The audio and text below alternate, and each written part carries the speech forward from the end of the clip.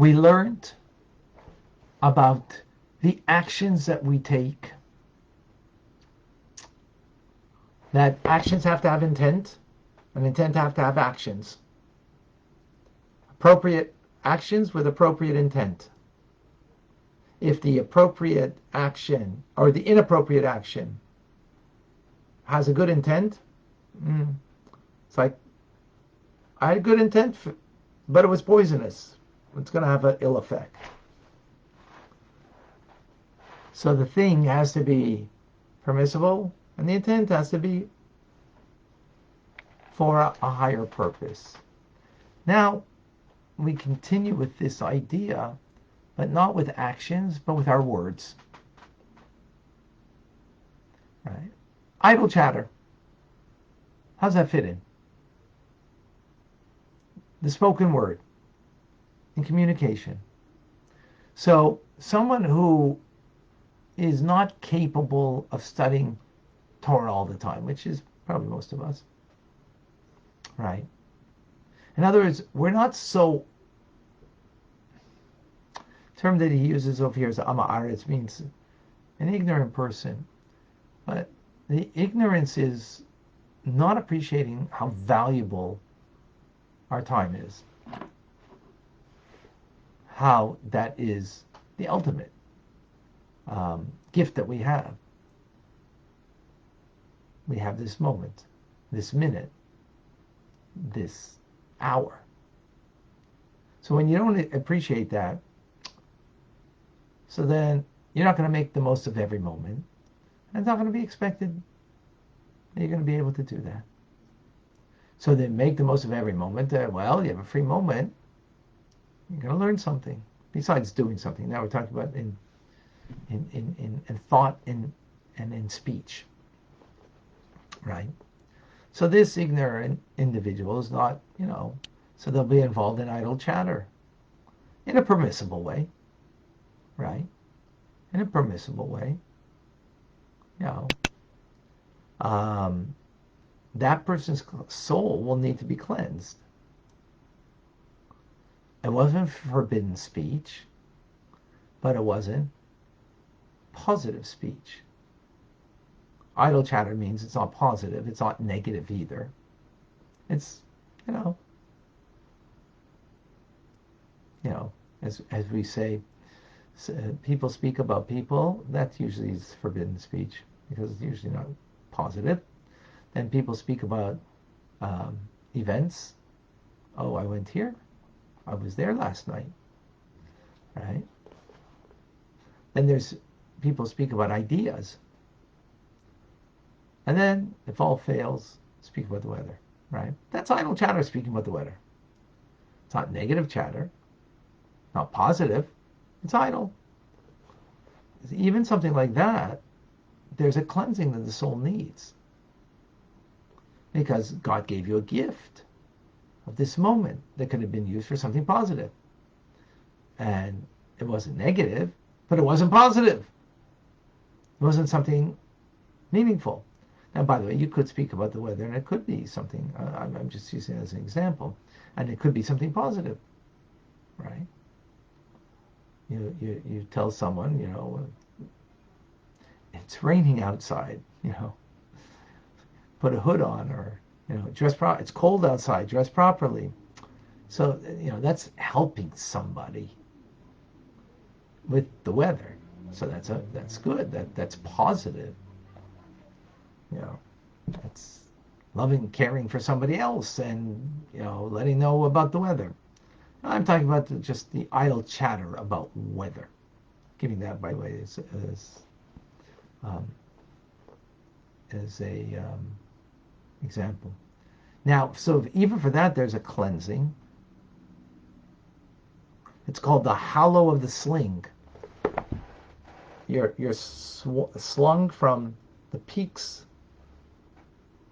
of the truth versus what you did. The truth is, every moment is precious. The fact is, this moment was idle chatter. That's going to be painful for the soul to experience. Now, forbidden speech, which means scoffing, slander, right? That's completely unholy. The whole of this thing won't be enough, because then you have to go into purgatory,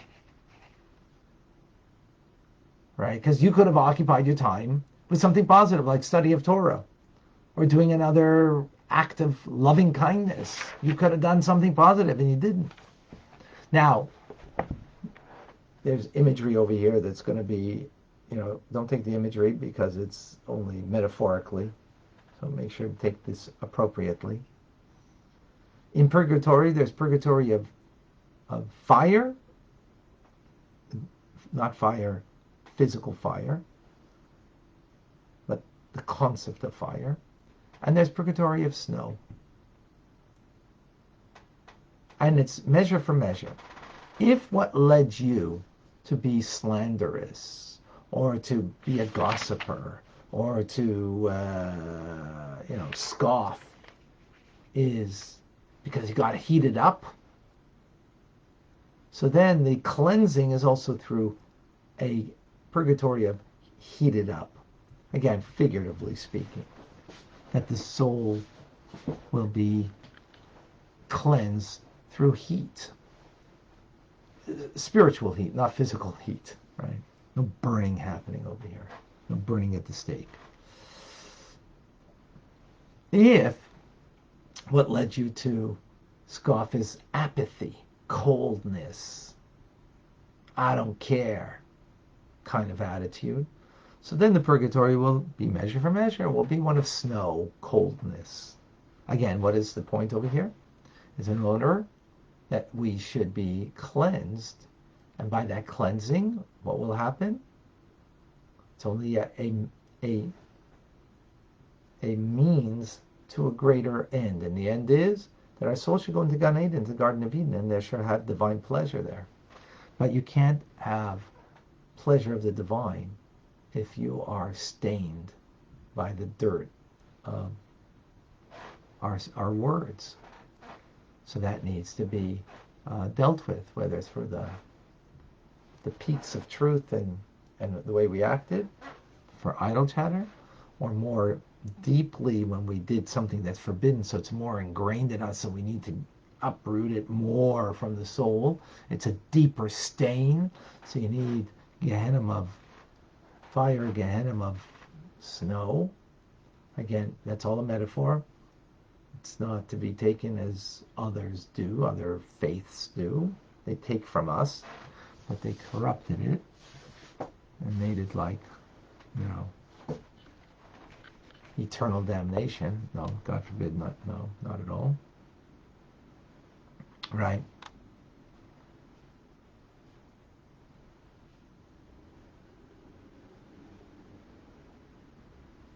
So this is from idle chatter. Now the Alter Rebbe goes in. There's another kind of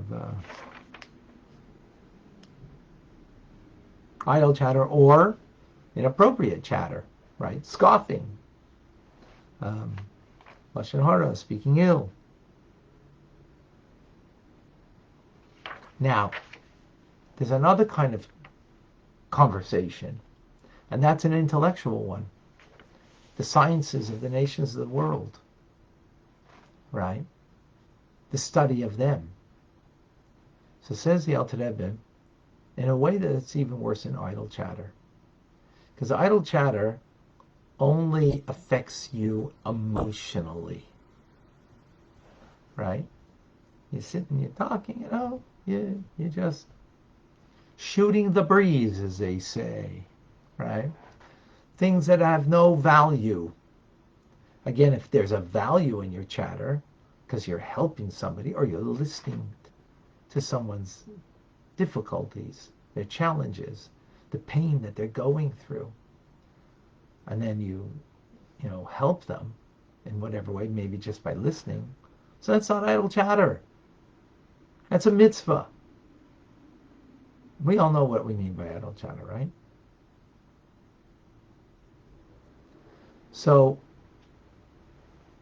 idle chatter is affecting you emotionally, not intellectually.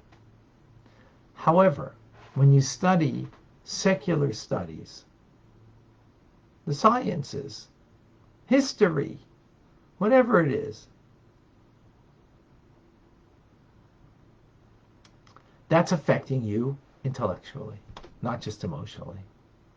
And it is molding and shaping your perception, your intellectual outlook, your mind. And it's teachings that are not holy teachings. Talking about for a Jewish person here, specifically.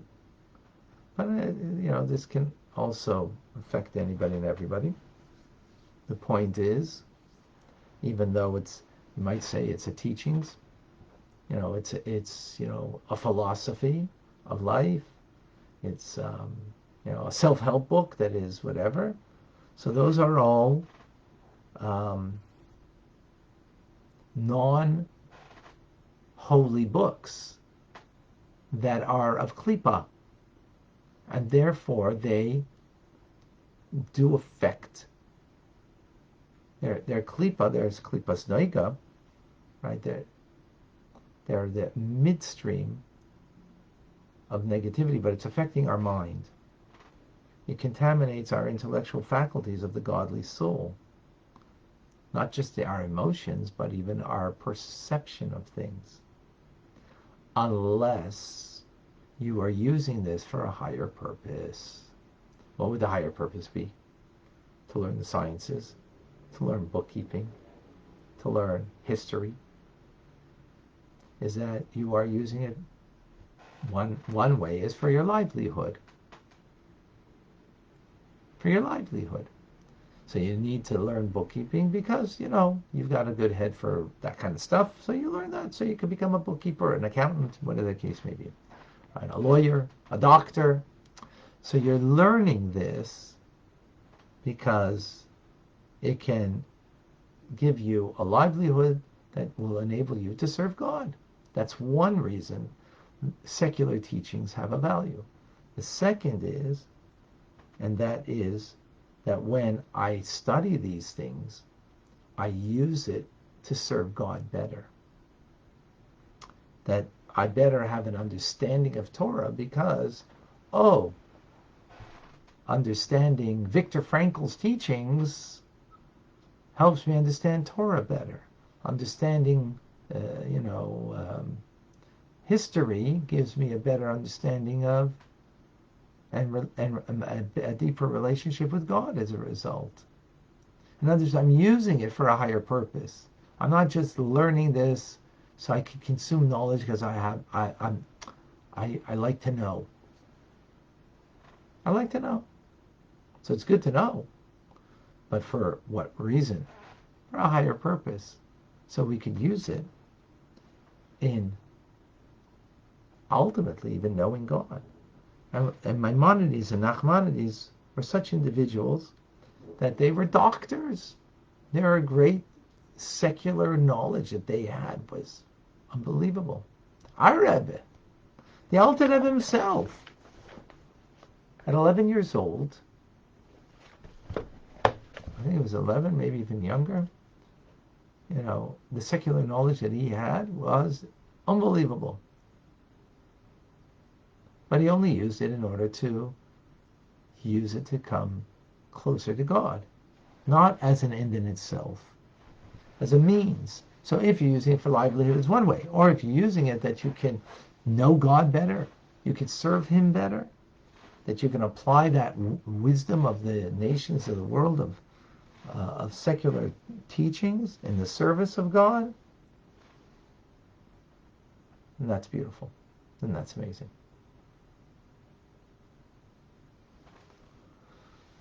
All right. So, which is this a powerful idea that there's nothing in the world that is outside of Torah and mitzvahs that is got a value as an end in itself. Torah and mitzvahs has a value as an end in itself. We're learning Torah right now. There's a value as an end in itself. That we fulfill a mitzvah through this. By understanding what we're learning, we fulfill a mitzvah. We are bound with God through the act of the mitzvah, through the awareness, the grasping of it. Our minds are bound up with Hashem. So that's an end in itself. But other forms of knowledge that are not Torah, they're only a means to an end. The knowledge itself is not valuable unless it's used for your livelihood, or that through this you can serve God better. But you're using it as a means to serve. Torah is serving. So secular knowledge isn't. It's klipas noiga. It's not holy, inherently holy. Physics isn't inherently holy. Actually, we see now with the sciences how true that is. The pandemic really brought that out. Because everybody uses an axe to grind for their personal beliefs or their agenda better. See it very clearly. At least I see it very clearly. Okay. I hope that's clear. Any questions? 2 question marks before you ask a question.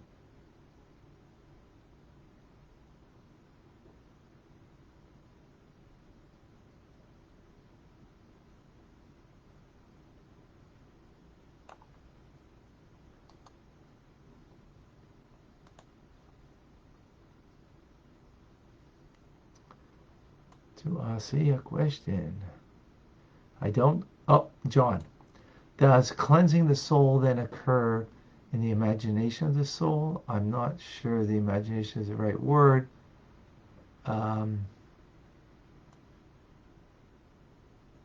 Perhaps metaphorically. Yeah, imagination is probably not the right word. Maybe the awareness of the soul. In the awareness of the soul, yes. That's where it takes place.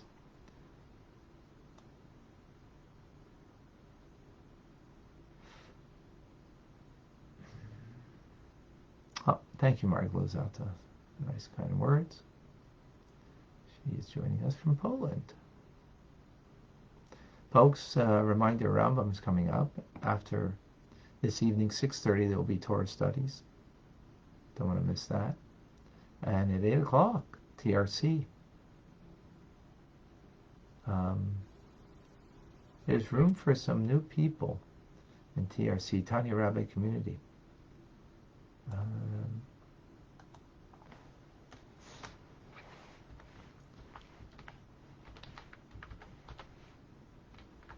I strongly urge that you at least try it out. We have a trial period now.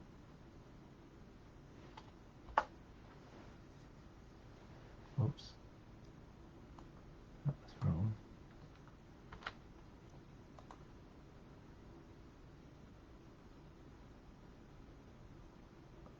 Oh, came correct. I like that. All right.